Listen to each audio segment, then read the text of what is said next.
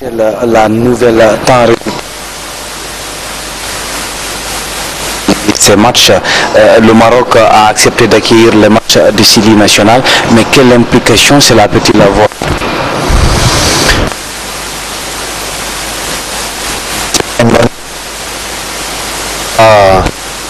Soutien de notre public à domicile.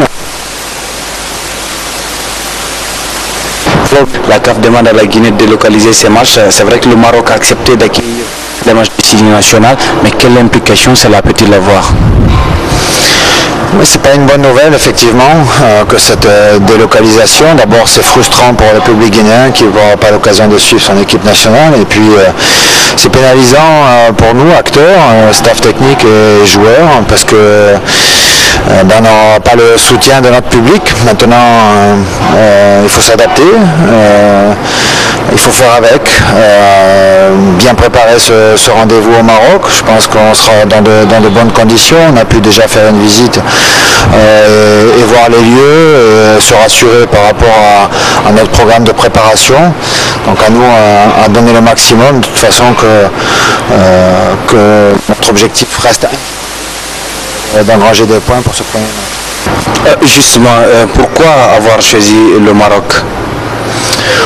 C'est vrai qu'il y avait plusieurs possibilités, mais beaucoup d'équipes de la sous-région recevaient également, que ce soit le Sénégal, le Mali, la Côte d'Ivoire, pour ne citer que, recevaient le même jour, ou quasiment le même jour. Donc c'est difficile d'organiser un match le lendemain d'une autre compétition, sachant que ces équipes-là, souvent n'ont qu'un stade qui soit vraiment homologué. Donc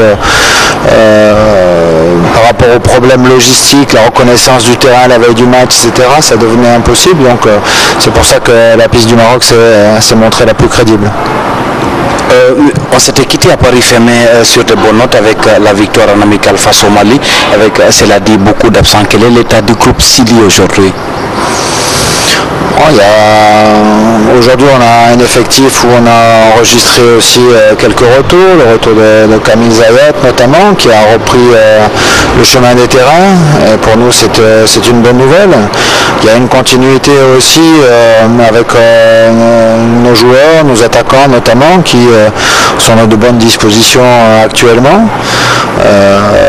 Maintenant on a aussi l'émergence d'un Naby Keïta qui fait de très bonnes choses à Salzbourg, c'est Douba Souma aussi, fait de bonnes choses avec son club, Slovan Bratislava.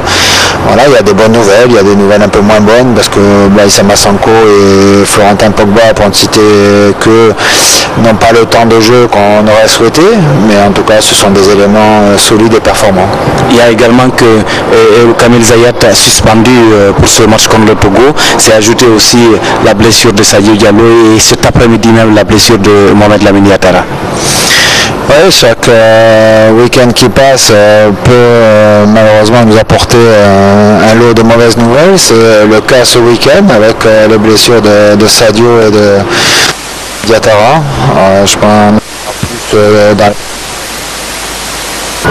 L'Ouganda est venu compléter le groupe avec donc le Ghana, le Togo et la Guinée. Et comment évaluer les chances du Sili national dans cette campagne? Non, ça ne change rien par rapport à mon discours du départ. On sait que ce sera une poule difficile et compliquée. Maintenant, nous, on a à cœur d'être dans les deux premiers pour se qualifier pour le Maroc.